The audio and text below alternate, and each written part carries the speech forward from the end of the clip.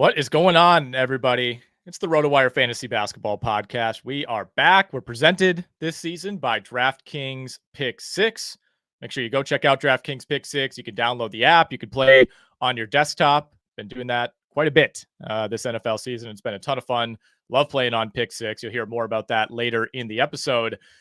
Alex, we are a mere, 3 weeks essentially away from NBA opening night. We are going to be launching our full podcast lineup starting this week. We'll have 4 episodes per week coming your way. Alex and I will come to you every Monday. Myself and Brandon Kravitz on Tuesdays. We'll have Mike Barner and Kirian Sprecher in the mix on Wednesdays. And then Alex, Ken Kreitz, and Shannon McCune talking waiver wire every Friday. You can find all those podcasts, of course, in the RotoWire Fantasy Basketball feed, Spotify, Apple Podcasts, wherever you get your podcasts. And you can find us on YouTube as well, RotoWire Fantasy Basketball YouTube channel.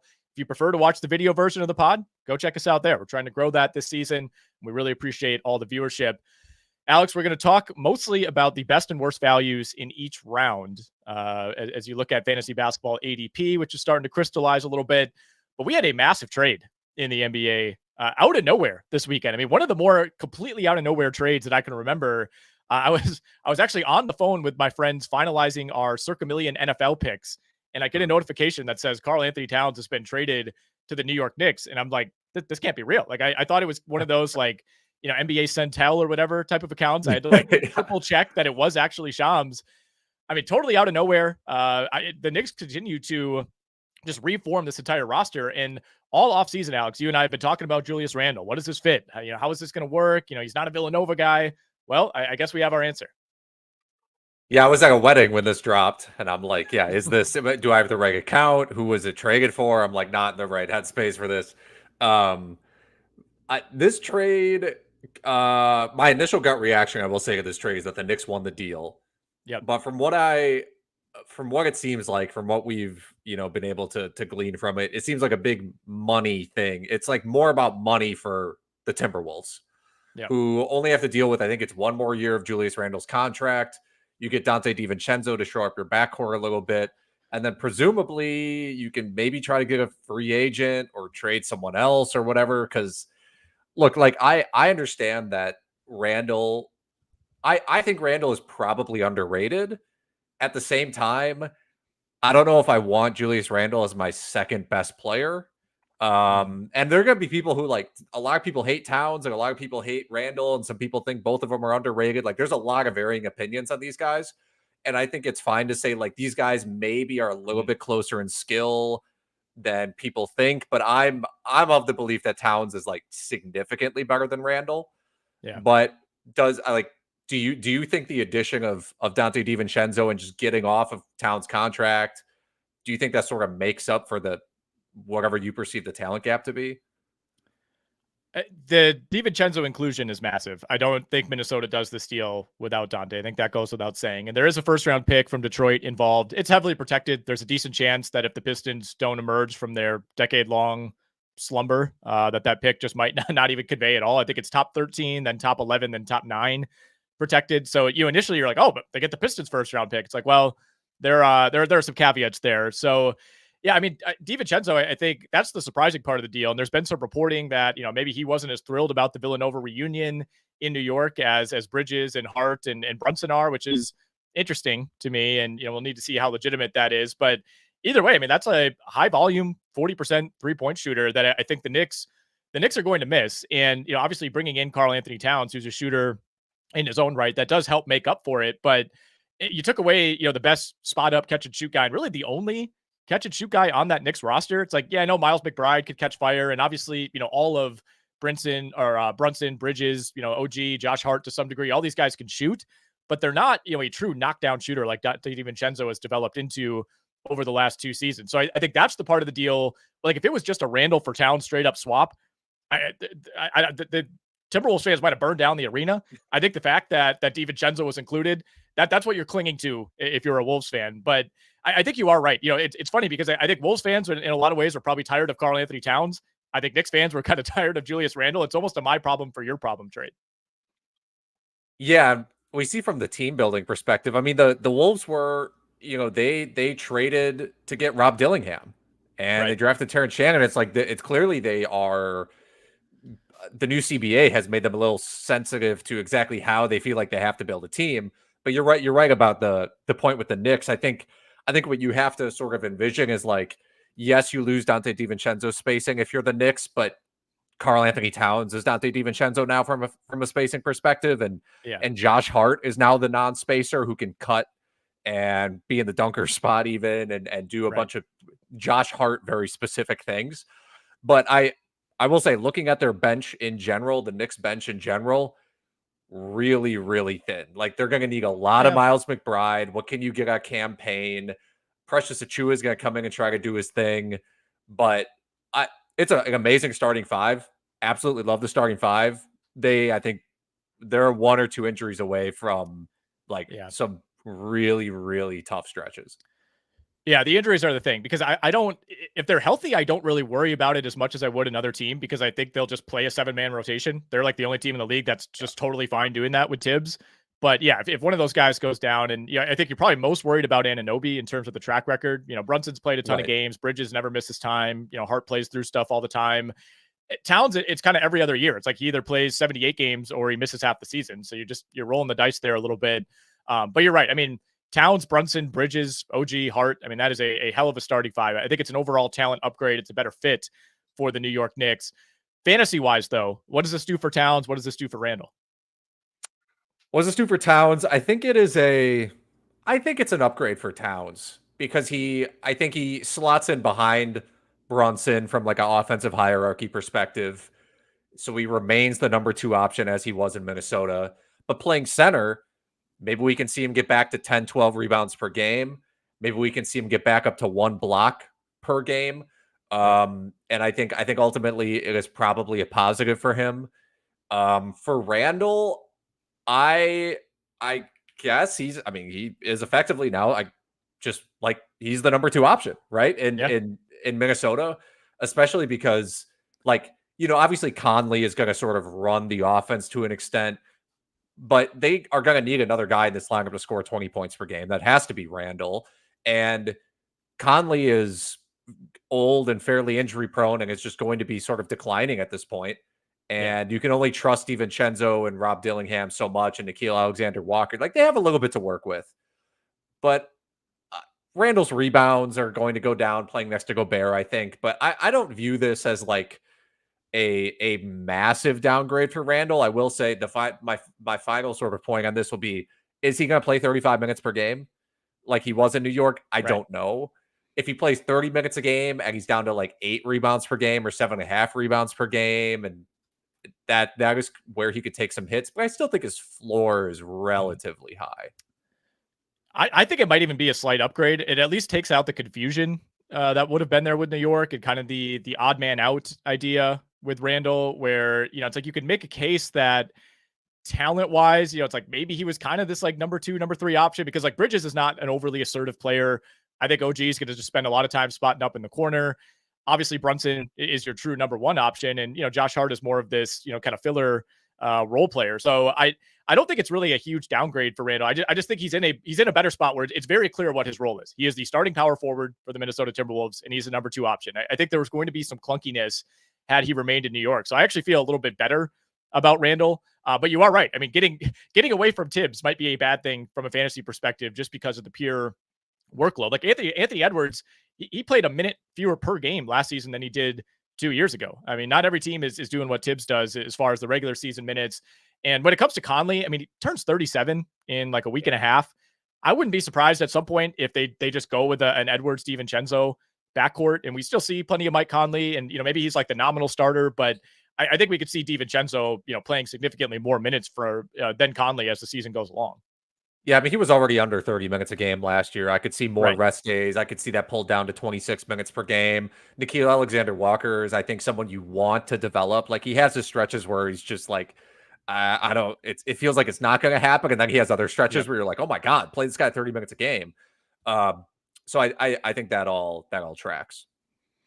All right, before we talk about our favorite and least favorite players to draft in each round, we got a message from our friends at DraftKings Pick Six. We're partnering up with DraftKings Pick Six this season, and we count down the days until NBA opening night. I can assure you Pick Six has plenty of NFL offerings for us. You think a certain quarterback will throw for more than 300 yards? How about your favorite receiver scoring a touchdown this week? Check out Pick Six, the newest way to play fantasy football and win cash with DraftKings. Here's how it works. Pick 2 to 6 players of the same sport and choose if they'll have more or less of a given stat. We're talking yards, catches, touchdowns, etc.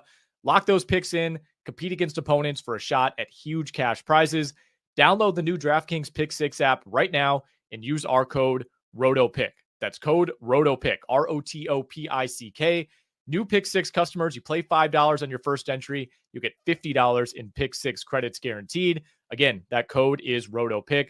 Play $5, get $50 in Pick Six credits. Gambling problem?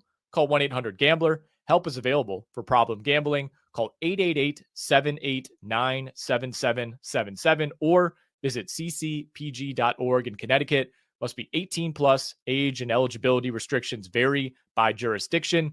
Pick Six not available everywhere, including New York and Ontario. Void where prohibited. 1 per new customer. Bonus is awarded as non-withdrawable Pick Six credits that expire in 30 days. Limited time offer. See the terms at picksix.draftkings.com/promos. All right. Thanks again to our pals over at DraftKings Pick Six. Make sure you use that code. Make sure you go check it out if you haven't signed up at Pick Six. A lot of good opportunities there to get some bonus cash. Alex, let's talk ADPs here. Let's look at round 1, and we'll talk about our favorite and least favorite players to target. I think this will get easier and easier as we get deeper into the field. I mean, in round 1, it's hard to find landmines. Like I will say, I really like Nikola Jokic this season. Kind of my sneaky sleeper type in round 1. Like if I can get Nikola Jokic or that Victor Wembanyama dude in San Antonio, like if I can land those guys in round 1, I'm really happy. So we're as we get deeper into the ADP, I think it'll be easier to pick out guys that we like and don't like. But is there anybody in round 1 who you found yourself staying away from, or like any pick or zone of picks that you're like, all right, I don't really like picking in this range?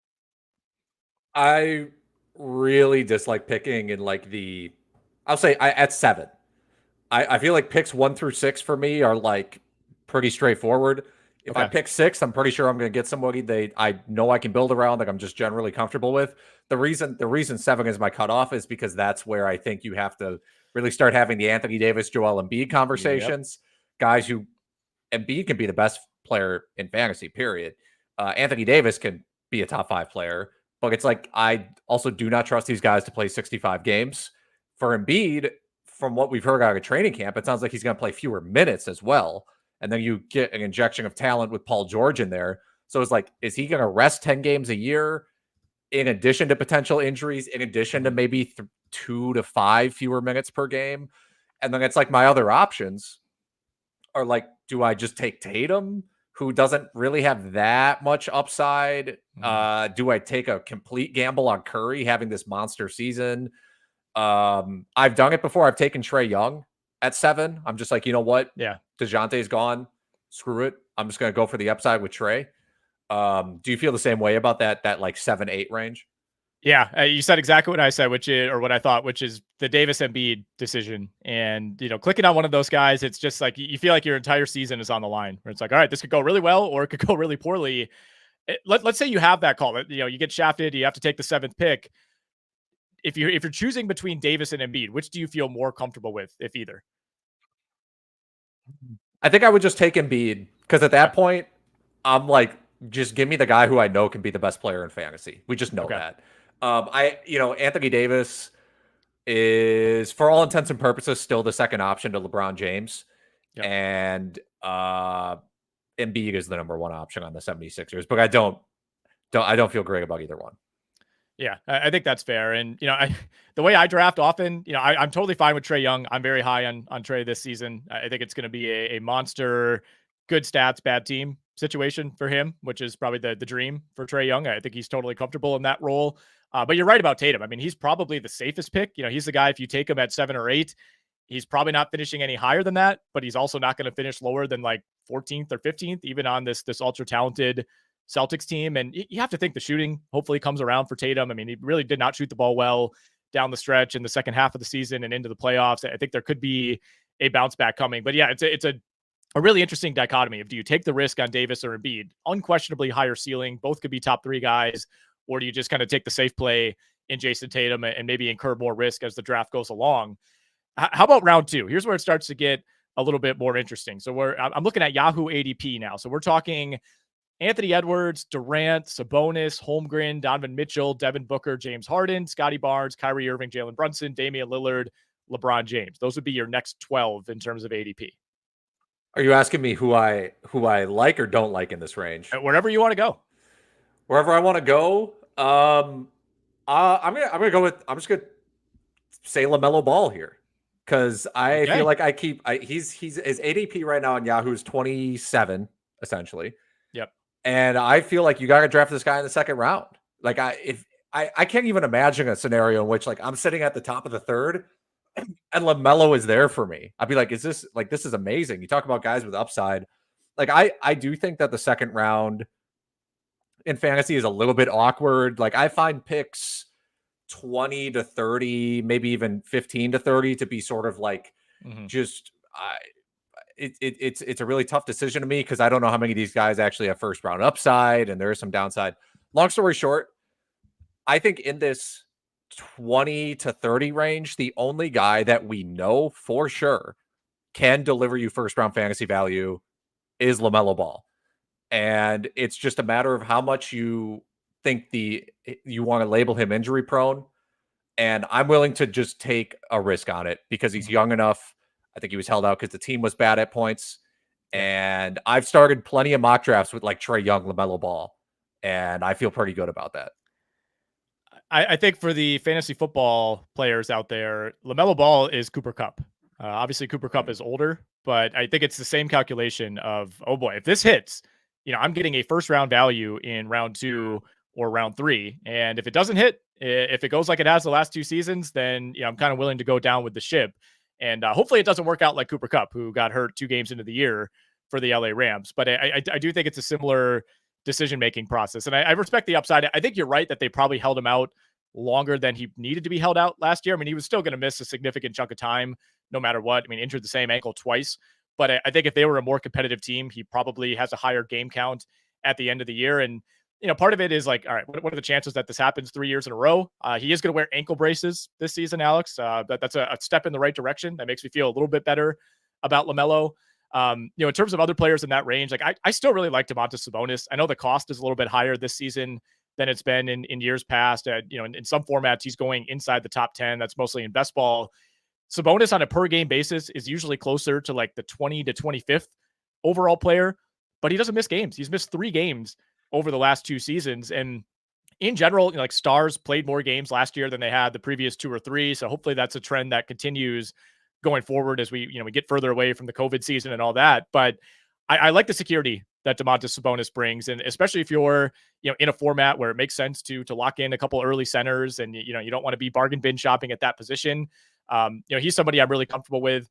I still like Chet Holmgren quite a bit as well. If you want a center, obviously he's forward eligible on a lot of formats.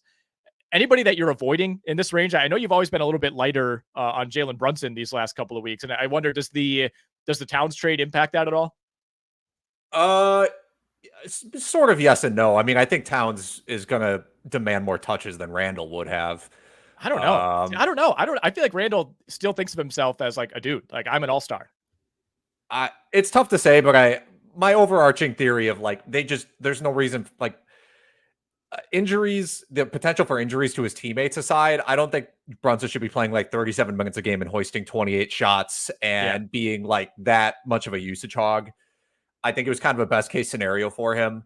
And I think at 21, you're basically drafting him at a ceiling, obviously someone with a really high floor. So like if you're a floor drafter, go for it. Like if your first 2 picks in your draft are Jason Tatum and Jalen Brunson, I don't think that's the reason you're losing your league. You know what I mean? Like your upside may not be as high, but like that's far from the reason you're going to lose your league.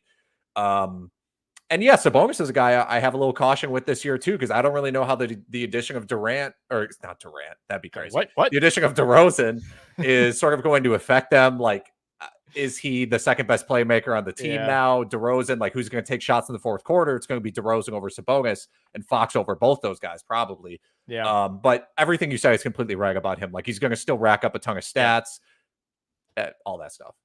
Okay, well, thank God. I thought I missed another trade this weekend. Like, Kevin Durant's on the Kings now? What the heck? No, that is an interesting point with Sabonis. I don't think there's like upward mobility for him this year. Like, I don't think the numbers are going to look any better than they have the last couple of years because of that DeRozan addition. It's like maybe that does impact his assist numbers a little bit, but I still think this is a team that kind of wants to run through Fox and Sabonis. DeRozan's at a different stage of his career. I also think it's a comparable situation in some ways to what we have in Philly. And, you look at Yahoo ADP right now, and it differs quite a bit from some other sites, specifically ESPN, where we have a much bigger gap between Tyrese Maxey and Paul George. But in Yahoo leagues right now, those guys have the exact same ADP of 28. So obviously both going in the early third round. How do you evaluate that situation, Maxey and PG? I wrote about this in one of my articles where I was just like, okay, Maxey played 38 minutes a game last season and ranked 31st in 8 cap per game. So he's being drafted above sort of his like general rank. Right. And that was with Embiid missing a big chunk of time. Right. Maxey played like half of his games without Embiid. And, Paul George is I think going to take some of Maxey's touches away, some of Embiid's touches away. It's really tough because it's like, we can't project Paul George and Joel Embiid to play 70 games. We also can't project them to play 45 games. And I would just not, I don't think I would draft like it. I play it on Tyrese Maxey, all in on Tyrese Maxey as a like star. I think he's amazing. But I don't think I can bank on like hit enough improvement from him to think he's going to be significantly better than he was last year. I would prefer to take him at like 35 or 40, I would say. And kind of same goes for Paul George, just because of the injury and the age and all that. Yeah. Yeah. I think there's a much better chance that Paul George would be available in that range. I think Maxey, people just love him too much. Like there's no ADP. Like we pull from 5 or 6 different sites on our ADP page on RotoWire, and his highest ADP, if you want to phrase it that way, is 33.5. And that's on Underdog. And those are mostly best balls. So I think you're going to have to pay up for Maxey. I think you bring up some really good points where it's like, is this, even if he gets better as a player year over year, is there a higher fantasy ceiling with the addition of Paul George and with the, hopeful fingers crossed assumption that Joel Embiid plays more minutes? I'm not really sure that there is. In terms of some guys who tend to go later in round 3, Markkanen, Adebayo, DeJounte Murray, Jaren Jackson, Karl-Anthony Towns, Paolo Banchero, John Morant, targeting staying away from any of those guys? I mean, you got to target Towns now, in my opinion. Towns to me, I could probably just be a late second rounder. I'd be fine with, just because I do think his floor is pretty high. Like if you're going to ask me, would I rather have, well, I'm kind of a Kyrie Irving pessimist. It's like, would I rather have Kyrie or Towns at 21? It's like, I'm probably just going to take Towns. Okay. I know Kyrie has more upside, but like you're talking about position, like Towns is a center. It's harder to get centers. You're playing on Yahoo, 2-center league, all that stuff could be factored in. So I will say Towns probably gets a bump of 5 to 10 draft spots, in my opinion. Okay. For me, Markkanen is probably the stay away. I worry about this Utah situation. I don't think the team is really any better than it was last year. And there is a massive prize at the top of the 2025 draft that I think Utah will be trying to throw its hat into the ring for. That worries me. I'm not going down the Markkanen path again, worrying about him over the final 25 games of the year. Jaren Jackson's a really interesting case. I think hopefully the Grizzlies finally have a healthy season and a healthy center in Zach Edey, and that allows Jaren Jackson to kind of go back to being this roaming rim protecting defender. He's played like 3 different roles the last few years, given all the injuries. I think if he can get back to the guy that he was 2 years ago, where he's close to leading the league in blocks, although with Wembanyama that just might not be on the table for the next decade. I think there is some value in Jaren Jackson. I love Banchero this year. He's another guy I think like Maxey, where you're gonna have to pay a tax to get Banchero because everybody wants him, everybody likes him as a player. I'm not sure I'm in on John Morant as a 3rd round value right now. Like he's a really good player. He's a really exciting player. He's a great real life player. He's missed a ton of time. There are a lot of concerns here, both on and off the court, and he's just never been as good of a fantasy player as his name value would imply. I think there are some formats where he makes more sense. In roto leagues, though, it's like you almost need a best case scenario for him to finish in round 3 value. I mean, the best season of his career he was the 30th best roto player on a per game basis. Yeah, he just, for certain builds, like you said, he makes more sense. Great points leagues. Yeah. He just doesn't really get any defensive stats. His 3-point percentages and his free throw percentage are pretty sketchy. I don't mind it. I feel like I've actually warmed up to the idea of drafting Morant around 35 to 40 just because just the assist upside alone, it's really hard to find guys in the NBA who are averaging like 25 and 8 or who are threats for 25 and 10 every single night. Like those assists go by quickly. His style of play does make him, I think, injury prone, in addition to whether or not you even believe. I'm not even counting the potential for like personal absences in there. Yeah. But like, yeah, I think Banchero and Morant maybe are up a little higher than they should be, but you start looking at the other options around there and all of these guys, this is where guys start to have like significant minuses to their game and things that could go really right or really wrong. That's why they're in this range. How far would Kawhi Leonard have to fall for you to take him? 50, 45, 50, probably. Yeah. Right now his ADP, obviously these are not like weighted for recency. Right. But on Yahoo, ADP of 34, ESPN 43. The thing is, if I'm looking around, like if we move down the board a little bit and look in that 45 to 50 range, I get it, because some of these guys in this range are like not that exciting. Like Jimmy Butler's in this range, Desmond Bane, kind of a lower ceiling guys in this range. Franz Wagner, like, are you going to take Franz Wagner over Kawhi?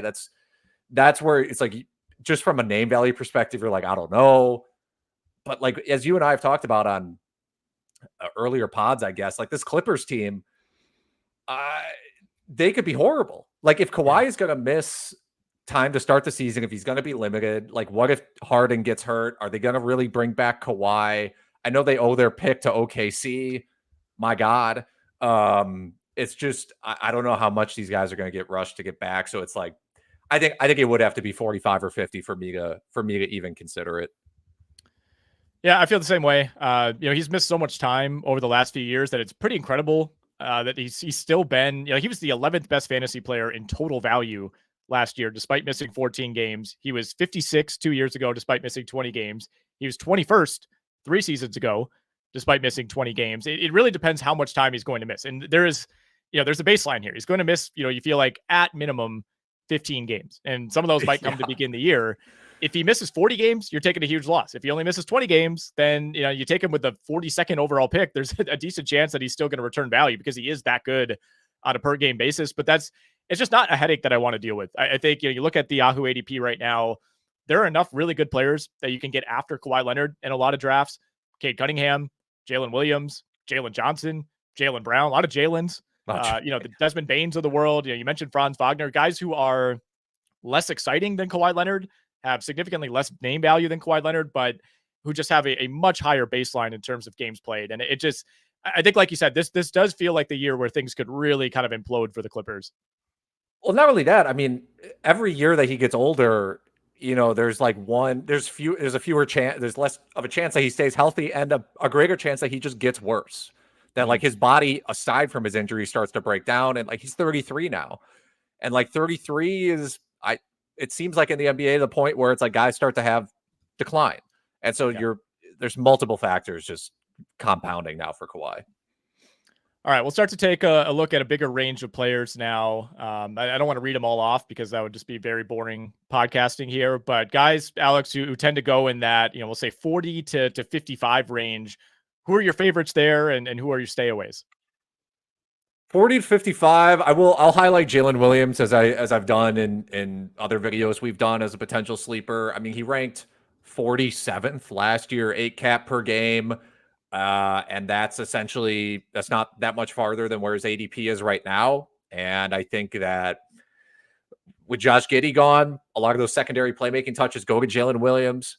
He's entering his 3rd year in the league, which is certainly an opportunity for him to just get better. He already averaged about 20 points per game last year, was only playing 31 minutes a game, super efficient. If he trades some of that efficiency for volume, I actually think it could be good for him.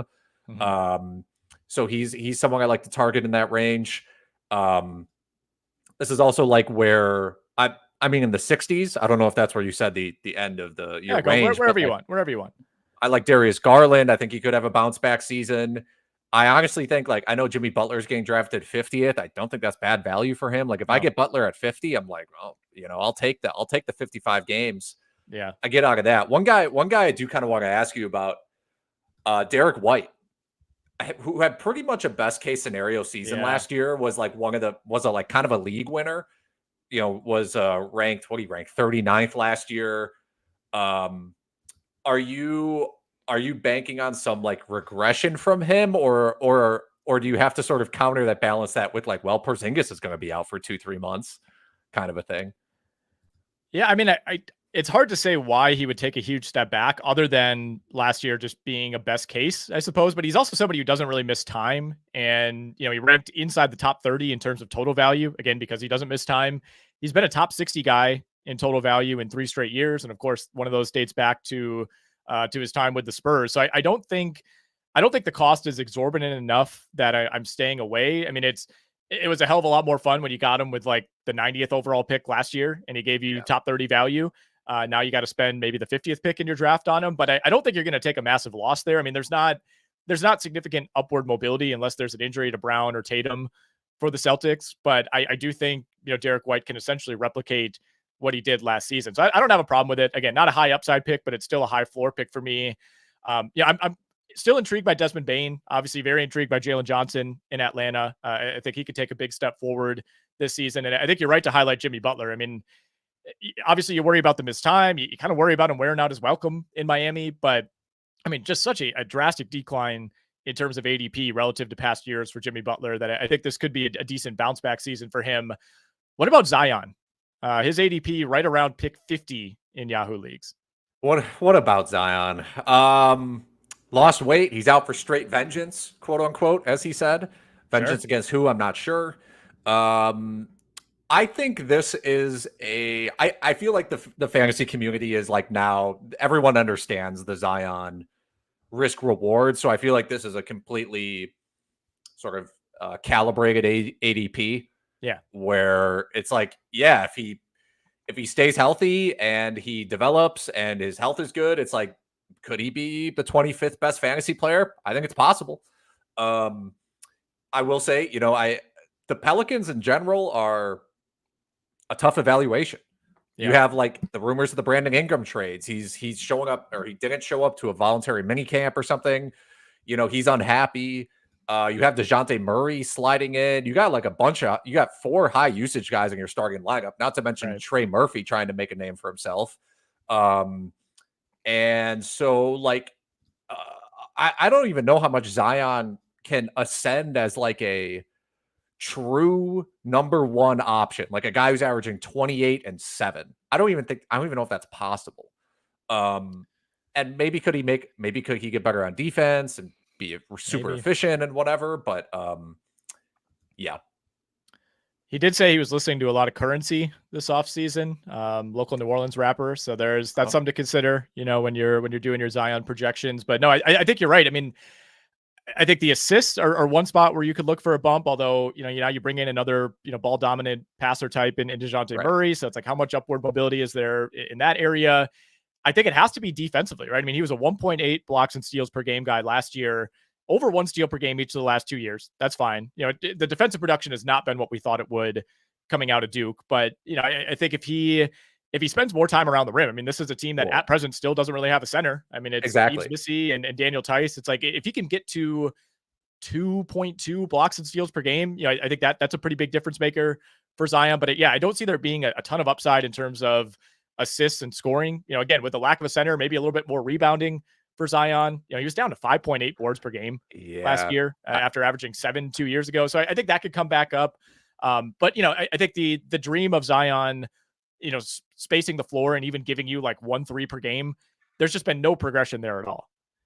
Tough to grab rebounds next to Valanciunas, I will say. True. Like, how much do you even want? Like, how much does, like, I don't know. I'm sure you're just like, well, Valanciunas has it handled. Why? I'm just gonna start running down that's what I would do. But you're right. I mean, this is, as currently constructed, the way the Pelicans have it set up with basically no real center option. it has never been set up better for Zion to have career highs in rebounds and to have career highs in blocks. And if he can do that and just literally maintain what he was doing on the rest of his offense, he should be the 25th player in fantasy. Yeah. So I think this is a fair year to take a gamble on Zion, which I really have maybe only had one fantasy team in my entire life that's had Zion on it. All right, let's go down to our next block of players. Again, we'll say ADP 55-ish to about 70. So some of the names in that range, Jalen Duren, Emmanuel Quickley, McCall Bridges, Brandon Ingram, DeAndre Ayton, Zach LaVine, Tobias Harris, Brandon Miller, Devin Vassell, who we got some injury news on this weekend. Yeah. Josh Giddey's in that range. Who are your favorites there? Well, I'll point out two guys here. Cam Thomas. I think we all sort of know the risk reward that comes with potentially drafting Cam Thomas. Someone who is probably going to try to lead the league in scoring. Yes. Whether he does it efficiently, who knows? People I think are going to be a little bit scared off because of the Jordan Poole comparisons to someone who he's done it to an extent when he was surrounded by better guys. Can he do it here? I will say, I don't really know what you're losing by picking him at 74. Is there really a downside taking him at 74? I don't think so, because that's sort of, in my opinion, where you start to get into sort of like replacement level guys from a fantasy perspective. And then Jalen Duren, who you mentioned right at the top, who had a season last year where he ranked 69th, 8 cap per game, but only played 29 minutes a game. And a lot of his season was cut, or I should say, sort of damaged by injury problems.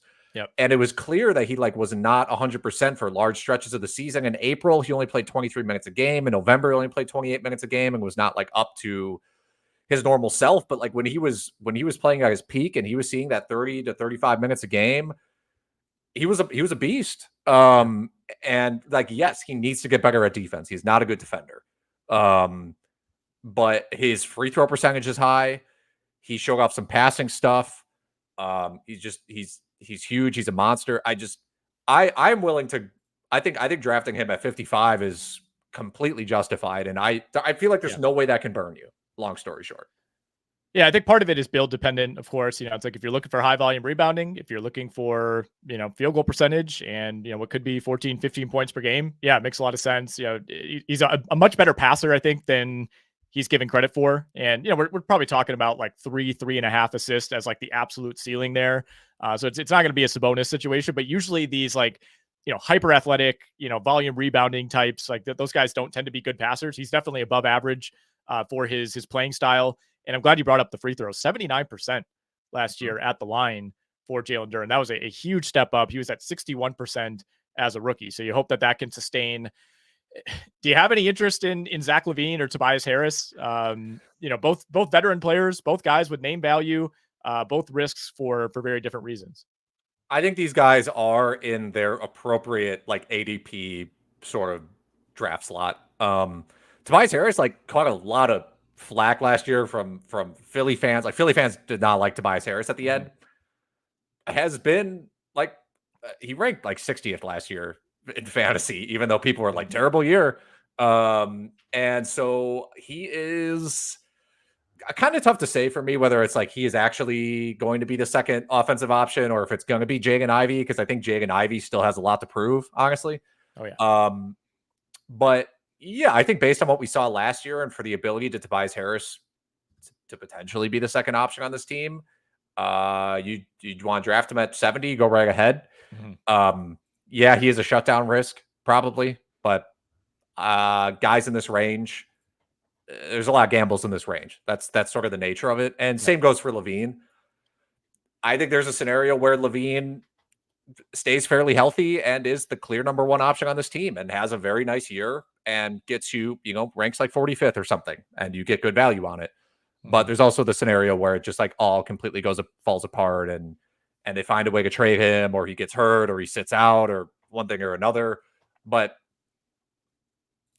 pick 70, pick 75, it's fine if you're shooting for upside. All right, let's talk later round values here, Alex. I think it's easier to make some upside and downside cases here. For example, someone like Keegan Murray, who It's going around pick 75 in Yahoo. I don't love that. I think the arrival of DeRozan probably hurts him more than anyone else on that Kings roster. I don't see a ton of upside there. He has like essentially the same ADP as Tyler Herro. I will always take Tyler Herro with that pick. This is the range where we see, guys like Mark Williams, Kobe White, CJ McCollum, Jabari Smith, Bradley Beal come off the board. When you're looking in that 7th, 8th, 9th round range, I know it's a wide swath of players. Who have you been clicking on most? Yeah, this is a range where I really am looking for upside. I'm looking for guys who are, first to third options in their offense. And so you mentioned Herro is a guy I love to draft around pick 70. I think you have to consider D'Angelo Russell. I wish Mark Williams was healthy. It just almost never seems like it's going to happen at this point. I will say I'm intrigued by Hartenstein. I really don't know whether 82 is like good or bad value for him, because I think there is a potential for him to only play 25 minutes a game, and it's basically the same as it was in New York, more or less. Mm-hmm. But like, what if he's just really good, and him and Chet Holmgren make a lot of sense as a front court together, and he's able to show off more skills than he did in New York? Like, I think he does have. And what if he plays 32, 33 minutes a game, and it's really good? And I feel like he could be like the 50th player if that ended up being the case. Kuzma, I'm fine within this range. Again, should be, depending on how you want to call the Wizards a hierarchy, him, Poole, and Brogdon should be somewhere in the 1 to 3 range on the totem pole. And yeah, I mean, is there anybody that you are specifically targeting or specifically not targeting in this range? I always love getting CJ McCollum. It feels like every year you can knock like 5 to 10 spots off his ADP. And if I can get him in like the 85 range, more than happy to lock that in. I know there's a lot of moving parts in New Orleans. I think there could still be more moves coming for the Pelicans before opening night or even during the season. But I think McCollum to me is the most unaffected by all of those. He's been in so many different situations throughout his career. He's had pieces moved around him, and he's just always kind of been the same guy. Not exciting, but the type of production that I think you can lock in that range is relatively rare. You have a lot of dart throws. You have a lot of high risk, high reward type of players who go in the 80s. And I think CJ McCollum kind of bucks that trend as somebody who's pretty safe. I have Wizards interest this year, Alex. I think they are bad enough with their current roster as they were last year that you don't really have to worry about shutdowns all that much. I'm kind of buying back in on Jordan Poole, who is a much better fantasy player by the end of the year than his season would imply. I mean, it felt like there were so many Shaq and a fool moments early on that we just cast Jordan Poole aside. And like, he's not a very good real life player, but he was actually pretty decent in fantasy, especially over the last couple of months of the season. And for somebody you can get after pick 100 in some drafts, I'm totally fine with that. I'm still drafting Trey Murphy because I think things could move in his favor in New Orleans if they do move on from someone like Brandon Ingram. You're right about Kyle Kuzma. I think much like Jordan Poole, the fantasy production is better than the reputation. OG Anunoby is somebody that I've been staying away from, but I mean, his ADP is to the point now where you can get him at pick 100 in some drafts. I don't think there's a lot of upside here. I really think he's like the clear number 4, number 5 option in New York. And I don't think they're going to ask a lot of him offensively, but if he could stay healthy, I think he could end up being a value around pick 100. Yeah, Anunoby, I would prefer to wait until pick 100 just because I do think his upside is kind of low, and I do think he's going to be like a catch and shoot role player for this team. Yeah. Injuries obviously have affected him, but Washington doesn't have a player. The highest ADP on Washington is 83, or lowest, however you want to say it, with Kuzma. And I think Washington and Brooklyn are two teams that like I don't want to bank on early. I don't want to be drafting anybody on these teams too early. But when we're late in drafts, somebody's got to handle the ball for these teams. Like, Brooklyn, we talked about Cam Thomas. Cam Johnson, I think he's been pretty disappointing in general, but 125 for his ADP, someone that should be the third option on this team. Dennis Schroeder, 132 on his ADP, is going to be the primary point guard for this team. And then in Washington, like Valanciunas, I don't know exactly how they're going to handle him and Sarr. But if Valanciunas is going to see 32 minutes a game, we've seen him be like a top 50 fantasy player. And you're getting him at pick 86, right? And same goes for like Brogdon, who even if he barely plays or gets hurt immediately, if you pick him at 128, you get 3 weeks of Malcolm Brogdon playing 30 minutes a game and leading an offense. It's like a major win. I don't even think Valanciunas needs to play 32 minutes. Like that to me, I would be very surprised if he sees that workload. But all he needs is like 25 minutes, and he's still probably giving you value, right? I mean, I think he's going to have a larger role by default in Washington. He's going to do what he's done throughout his career, as long as he's not just, kind of this bit player who they're, using behind Sar, which again, I don't think it's going to be the case. Like, I don't think the baseline for him, like, we're not asking all that much for Valanciunas to return value at that ADP. I will say I like Tyus Jones, a guy you can get in the 120s in some drafts. I think there's going to be large swaths of the season where Beal and Booker are hurt and he's playing a much bigger role. That's kind of always been the case for him. Like, he's usually this backup point guard, but he always finds his way into like starting half of the season. I think Phoenix was a really good landing spot for him. I like Keontae George a lot as well. If you're looking for, a second year guy who could make a big leap, should play a ton of minutes. They didn't really bring in anybody who's going to threaten his role in Utah. I think he could take a big step forward. DiVincenzo, his ADP is outside the top 120 right now. I think you got to be realistic because with all the injuries last year, he had that crazy run where he was taking like 12 threes a game. Yeah. There's going to be an adaptation, factor here in Minnesota, but I like him a lot more, than someone like Mike Conley, for example, who has the same ADP. He's going right around the same range as like Aaron Nesmith, who I like Nesmith. I think he's an ascending player, but I like DiVincenzo a lot more. We'll end on this. Any kind of late round guys, we're talking pick 120 or later, who you found yourself, taking stabs at late in drafts. Well, I will say for Tyus Jones, like you mentioned, Budenholzer said the other day he's going to start. So, did he? I missed that. Yeah, he did. That kind of slid under the wire a little bit, but yeah, he's expected to start the season. So that's good news. Definitely a high floor player. Someone I like.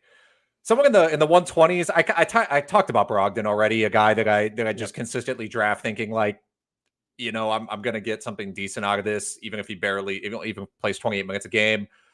I'm gonna cheat a little bit. I will say Okongwu going at 118, and on Yahoo, that's pretty far down. Yeah. I know he's not 100% healthy right now, so keep an eye on that. I like Colin Sexton at 119. Someone who has been, his role in Utah has been sort of ascending as he's played more with them and had pretty massive stretches last season where he was very good. And I mentioned Schroeder as well, ADP of about 130. I feel like I find myself, this will be my last guy I mentioned, I feel like I find myself higher on Kelly Olynyk than other people. Because people, the expectation is just like, he's going to play 20 minutes a game. He's a backup. It's like, yeah. I don't know if they brought him in and signed him to play like 20 minutes. Like Pirtle is going to start, but he's 26 minutes a game. Boucher is not really a thing anymore. No. Scotty Barnes is starting at power forward, but behind him is again Boucher and like Ochai Agbaji, who like I don't even know if he's good, and he's kind of a wing. Not good. And we know if Olynyk plays 28 minutes a game, he can rank 75th. It's possible. Yeah. So I will say as like a final round pick or maybe in a deeper league, I do gravitate towards him just because his per minute fantasy production is as good as a lot of other guys. If the NBA allowed Kelly Olynyk to play in a hat, I think he would be like a second round pick. I would take him like 18th overall. But yeah. There's been no indication that he will be allowed to play in a hat, as he often does in the offseason. I like Dennis Schroeder as a late round value as well. Another guy who should just play a ton of minutes for a bad team. You could get him at like 130 right now in Yahoo leagues. I think Jaime Jaquez, if you are a Jimmy Butler pessimist, makes a lot of sense in that range. And then we got to talk about Scoot Henderson as well. I mean, 133.7 is his Yahoo ADP. He is going quite a bit higher on Fantrax. He's going a lot higher in best balls, understandably so. I mean, you're clinging to those last 15 games at the end of last season when the Blazers had really just kind of said, all right, just go do whatever you need to do. 19 points, 8 assists per game, shot 39% from 3 during that span. A lot of moving parts here. Blazers are getting guys back. You wonder about the workload. I get all that. But I think the cost for Scoot Henderson is low enough that I'm more than willing to take that chance. Thinking about this now, I mean, think about how highly or how we consider Keontae George a sleeper. Him and Scoot Henderson put up the same numbers last season, like basically the same numbers. Assists, terrible field goal percentage, some really bad turnover games. They're both like, so if you like Keontae George, like they're different players. I'm not gonna sit here and say like just because guys put up similar numbers means they're the same players. That's not true. But like if you want to have if you think Keontae George can improve off his season, I think you have to believe Scoot Henderson can improve off his season. And I know Portland has way more offensive options than Utah. Like Jeremy Grant's still there, and Simons, and Ayton's going to want his shots, and Shannon Sharp's going to want his shots. But Henderson, again, assists are hard to find at the end of drafts. Yeah. And he's going to get you those for sure. The rest of it, TBD. But I think it's a take the gamble at pick 120 or whatever he's at now. Yeah. If it doesn't work out, it's not going to kill you. And I think there's significantly more upside with Scoot. Even if you just want to solely cling to the draft pedigree above all else than most players in that range. Last one I'll throw out, by the way, Norman Powell, kind of a boring player, guy who's been around forever. But if you're as pessimistic about Kawhi as we are, the Clippers aren't just going to want to hand over the number 4 overall pick, to OKC or Houston or whoever they owe that to. It's unprotected. I think they're going to try to battle as much as they can. I mean, it's new arena. I think the Clippers aren't just going to throw in the towel. And I think Norman Powell is going to play a ton of minutes. I think he's going to probably end up outproducing, Terrence Mann and Derrick Jones and guys that he might be playing on off the bench behind. But he's always been somebody that when the minutes are there, there's going to be production. It feels like everybody picks up Norman Powell and drops Norman Powell like 3 times every season. But he's somebody who's basically free at the end of drafts right now, and somebody that I've been targeting. All right, we'll wrap it up there. Like we said, we are starting up our full RotoWire Fantasy Basketball podcast lineup this week. So we'll have 4 episodes per week coming your way starting this week all the way through the NBA season. Make sure you like this video if you enjoy what you're seeing here. Make sure you subscribe to the RotoWire Fantasy Basketball YouTube channel. That way you won't miss any of our content leading up to opening night, any of our content during the season. Make sure you give us a follow on Spotify if you're listening to the audio version of this podcast. Again, we are sponsored by DraftKings Pick Six. Use that code RWPicks. If you're a new customer at Pick Six, play $5 on your first entry. You'll get 50 in Pick Six credits guaranteed. That code RWPicks.